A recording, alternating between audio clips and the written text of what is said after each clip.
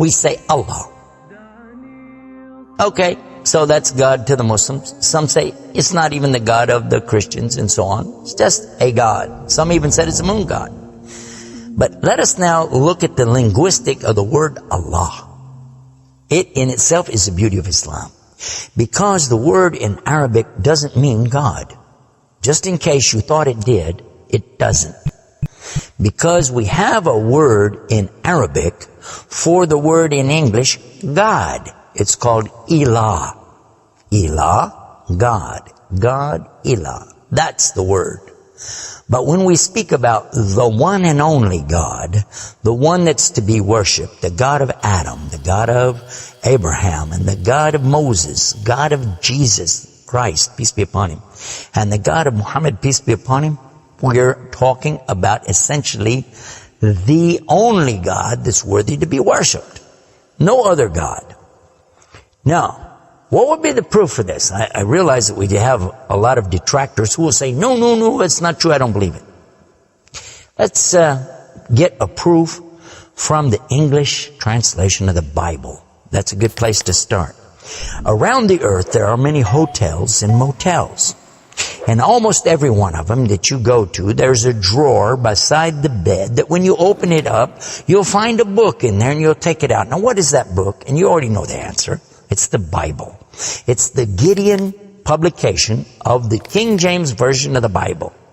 The Gideons are very proud of it because they've translated it into so many languages. If you'll turn a few pages right in the beginning, you'll find examples of the translation to Chinese and Korean and into Urdu, the language of Pakistan. You'll find it into Tamil. You'll find it translated into Afrikaans language, which happens to be the first. And the second language translated to is Arabiya, Arabic. And there is an example of each one of these languages from the verse in the Gospel of John, chapter 3, verse 16. And you know it very well. For God so loved the world. That's how it begins. And if you look in the Arabic language, the example that they gave in that Bible, it says Allah. Allah. That's what it says. For Allah so loved the world. So if it's not the same God, then why? All over the entire earth, everywhere I go, I find this exact same word being used in the Bible of the Christians. Now you might say, what about the Old Testament? Well, just in case you would like to check it out, you can obtain a copy of this from our website. It's called The Beauties of Islam. Let me spell it out for you. It starts with B, beautiesofislam.com. Go there and see for yourself. The example is right there. Page 1 of the book of Genesis, of the very beginning of the Quran. Page 1 has 17 verses. And there's the word Allah. Alif, Lam, Ha, 17 times. So just as it's the God for the children of Israel in Arabic language, and it's the God for the Arabs who are Christians, it's also the same God for the Muslims. The word is Allah. Why Allah? Why is it important to have this particular word, and why don't we have it in English? Now, I want to come to the etymology of the word. It comes from the word Ilah, and Ilah means God. But God is defined as what? Anything that's worshipped, whether it be something you can see or you don't see. Something you can touch or not touch, something that you can hear or not hear. A God could be anything. A God could be a rock, a stick, a stone, a bone. A God could be something that you can make with your hands. A God can be something you could use your imagination for. It could be a human being. A God could be anything. G-O-D, God could be anything. But there is no word in English for Allah. So when you translate the word Allah to be God, you've actually diminished the meaning of Allah. That's why whenever you translate the Bible from English to Arabic, you need to use the word Allah instead of God with a big G, which now gives us a clue to the problem. In the English language, they only have one word, God. Little G-O-D. It means something worshipped. It could be idols. images, pictures, statues. It could be human beings. It could be anything. This is God's, little G-O-D-S. But when you mean the God, you have to capitalize the G. You have to make a big G. Now, what happens if you're going to start the sentence with the word God? You have to make a big G anyway, don't you? So you wouldn't know if it was God, big God, or God, a little God, just any old God. You wouldn't know. Also, whenever you're speaking to someone, they can't see the letters. So when you say God, which God? What God are you talking about? In Arabic, though, it's clear. When you say Ilah, okay, he's talking about a God. And Allah is an Ilah. But he's also Al-Ilah, the only Ilah. And when you say Allah, this firms it up. And there's no doubt in anybody's mind that you're talking about the one and only God. The word Allah in the Arabic language cannot be made plural. There can't be more than one. Okay, that perfectly fits the unique God of the believers, because there's not more than one. He's only one. There's no God beside God.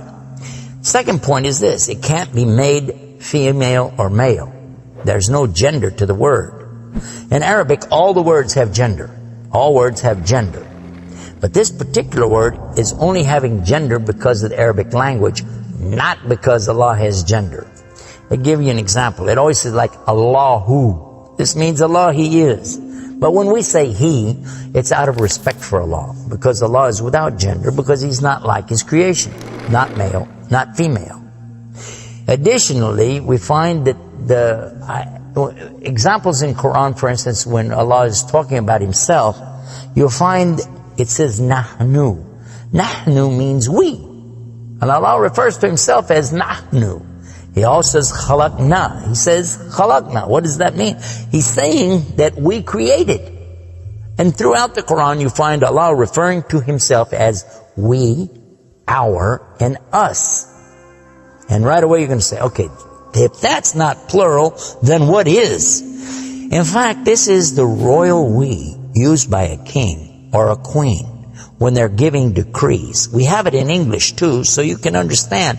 The king says, we decree the following, and he's talking about himself. It's the royal we. Now, I thought about this quite a bit, and I was trying to think, how could I give a better example? After all, most of us, myself included, never met a king, never met a queen, and so I'm not really familiar with that usage. Although it's there, I'm not sure what you're talking about. So then in studying the English language, we find that it's true that we do that when we speak to someone directly. Watch this.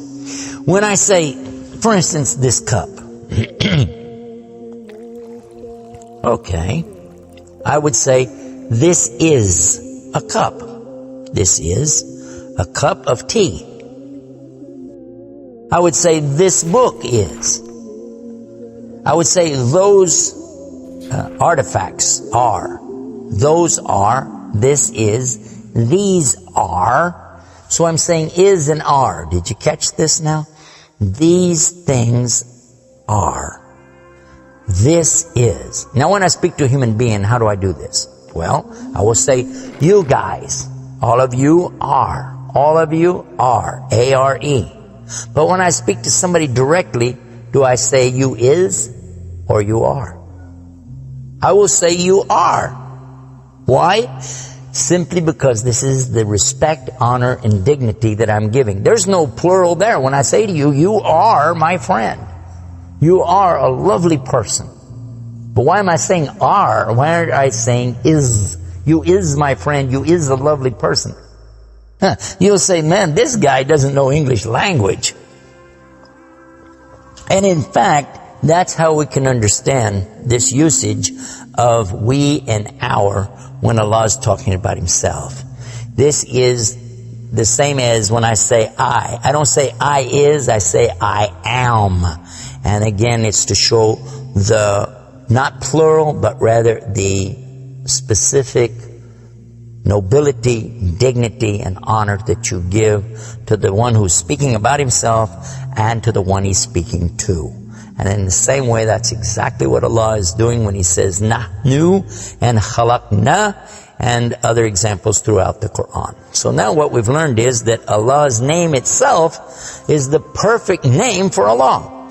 It is something that is so fantastic to describe who He is and who He isn't. The one and only God. There is none other like Him, nothing like unto Him, Allah, and at the same time, the dignity, the royalty, the honor that's due Him is contained in His name. Not like anything else, not male, not female, and yet He is the all Allah, the only God.